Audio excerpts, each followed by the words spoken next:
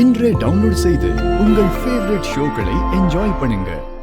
பத்மா என்கிற பத்மாவதி அபரிமிதமான ஓட்டு வித்தியாசத்துல வெற்றி பெற்றாருன்னு மைக்ல ஹாப்பியா அனௌன்ஸ் பண்ணுவாங்க. வெடி வெடிக்கும், பத்மா வாழ்க வாழ்கன்னு சத்தம் காது கிழிக்கும். அப்படியே ஓடி போயிட்டா உனக்கு நல்லது. திரும்ப இந்த வீட்டுக்குள்ள நீ வரக்கூடாது, வரவே கூடாது. எல்லாரும் நீ ரொம்ப நல்லவ, நியாயமானவ, வாக்கு மாற மாட்ட அப்படி இப்படின்னு சொல்றாங்க. உண்மையா? அதுக்கு என்ன இப்போ? இல்ல, நீ கொடுத்த வாக்க காப்பாத்துவல்ல. அதாவது நான் ஜெயிச்சதும் நீ இந்த வீட்டை விட்டு போயிடுவல்ல. நீங்க ஜெயிச்சா போயிடுவேன். அம்மா ஜெயிக்க போறது உறுதி, நீ போக போறது மேலும் உறுதி. நீ போனதுக்கு அப்புறம் என்ன நடக்கும் தெரியுமா? அம்மா ஜெயிப்பாங்க, நீ வீட்டை விட்டே போயிடுவ.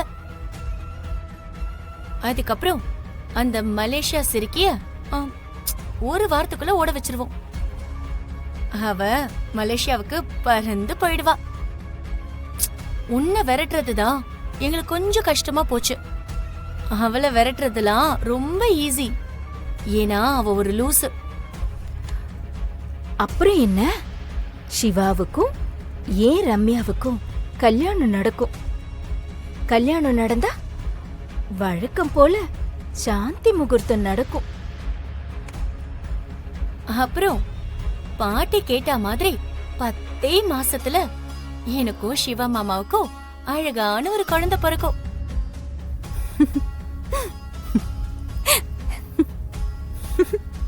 ஏய், எதுக்கு சிரிக்கிற? ரெண்டு பேரும் அளவுக்கு மேல கற்பனை பண்றீங்க. நடக்காததெல்லாம் நடக்க போற மாதிரியே நம்புறீங்க. ஜெயிக்க போறது நான் தான். நான் பாக்குற மாப்பிள்ளைய ரம்யா கல்யாணம் பண்ணிக்கணும். அப்புறம் பத்மா என்கிற பத்மாவதி அவங்க புருஷன் வீட்டுக்கு போகணும். அதான் நடக்கும். ஏய், நீ நல்லா இமேஜின் பண்ற. நீ இந்த தேர்தல்னா என்னன்னு நினைச்சுக்கிட்டு இருக்க? ஊர் ஊரா வீடு வீடா போய் ஓட்டு கேக்குறது மட்டும்தான் நினைச்சிட்டு இருக்கியா? இல்ல இல்ல, அதுக்கு மேல நிறைய விஷயம் இருக்கு. நீ நல்லவதான், ஆனா அது மட்டும் பத்தாது செல்லும். இது அரசியல், அரசியல் ஞானம் வேணும். அது உனக்கு சுத்தமா இல்ல, ஏன்னா நீ நல்லவ.